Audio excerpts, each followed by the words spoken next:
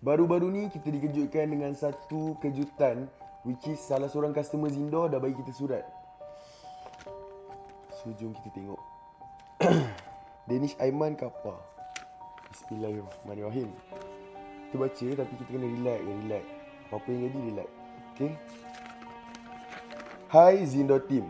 Saya just nak share berita exciting yang saya bakal graduate pada 12 Mei ini di PWTC. Sepanjang saya belajar di KPMSI, Zindor banyak bagi inspirasi dekat saya. Terutamanya dalam hal haruman. Saya ingat lagi my first perfume from Zindor, The Conquer. Got gift from my girlfriend. Baru pakai 3 spray and I accidentally terlanggar and pecah. Alamak. Almost seminggu bau bilik masculine. It's sad sebab hadiah, but at the same time I realise bau masculine tak kena dengan I sebab I type of people that joyful. Mana tahu rezeki dapat gift dari Zindor kan? Hihi.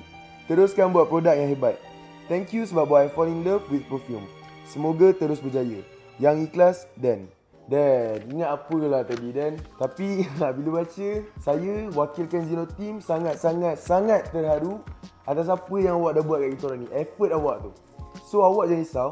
Kita orang akan ganti balik perfume yang pecah tu, but make sure jangan pecahkan. Okay? So congratulations Danish atas graduation yang awak akan lalu pada 12 Mei ni. And jangan lupa pakai perfume Zindor time graduation nanti. So selamat maju jaya dalam kehidupan and teruskan support Zindor.